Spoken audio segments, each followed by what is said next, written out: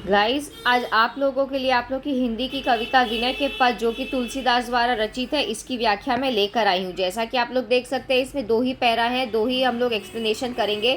तो पहला है, ऐसो को उदार से लेके कृपानिधि तेरो तक। राम भक्ति शाखा के प्रमुख कवि तुलसीदास ने उपयुक्त पद में अपने आराध्य देव श्री राम की महिमा का गुणगान किया है। वह कहते हैं कि संसार में कोई अन्य श्री राम के समान उदार नहीं है। अपनी बात को स्पष्ट करते हुए वे कहते हैं कि श्री राम के अतिरिक्त कोई दूसरा ऐसा नहीं है जो दीन दुखियों पर बिना सेवा किए ही दया करता हो। भाव यह है कि श्री राम दीन दुखियों पर उनके द्वारा सेवा किए जाने के बिना ही कृपा करते हैं। जो गति ज्ञानी मुनियों को योग और वैराग्य जैसे अनेक यत्न करने पर भी प्राप्त नहीं होती, वही गति श्री राम के गिद्ध जटायु जैसे पक्षी और शबर जाति की स्त्री सबरी को दी। ऐसा करते हुए उन्होंने इसे बहुत बड़ी बात न समझा। जिस संपत्ति को लंकापति रावण ने अपने 10 सिरों को शिव पर चढ़ाने के बाद प्राप्त किया था, उसी संपत्ति को अत्यंत संकोच के साथ उन्होंने विभीषण को प्रदान कर दिया।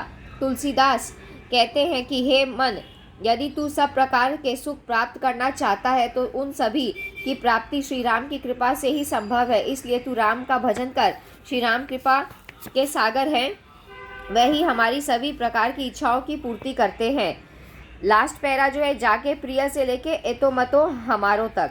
उपयुक्त पद में महाकवि तुलसीदास यह संकेत करते हैं कि राम सीता से प्रेम न करने वाले व्यक्ति से हमें किसी प्रकार का कोई संबंध नहीं रखना चाहिए। वे प्रहलाद, विभीषण, भरत तथा ब्रज की स्त्रियों के उदाहरण देकर अपनी बात स्पष्ट करते हैं। तुलसीदास जी कहते हैं कि जिस व्यक्ति को श्री राम सीता के प्रति अनुराग नहीं है, चाहे वह व्यक्ति अपना कितना ही प्रिय क्यों न हो, उसे परम शत्रु समझकर त्याग देना चाहिए, अर्थात उससे किसी प्रकार का संबंध नहीं रखना चाहिए। कवि कहते हैं कि जैसे प्रहलाद ने प्रभु भक्ति का विरोध करने वाले अपने पिता हिरण्यकश्यप को त्याग दिया था, अर्थात उनकी आज्ञा का उल्लंघन किया था। विभीषण ने श्री राम के विरोधी अपने भाई रावण का परित्याग कर दिया था। भरत ने श्री राम को वनवास दिलाने वाली अपनी माता कैकेयी को छोड़ दिया था।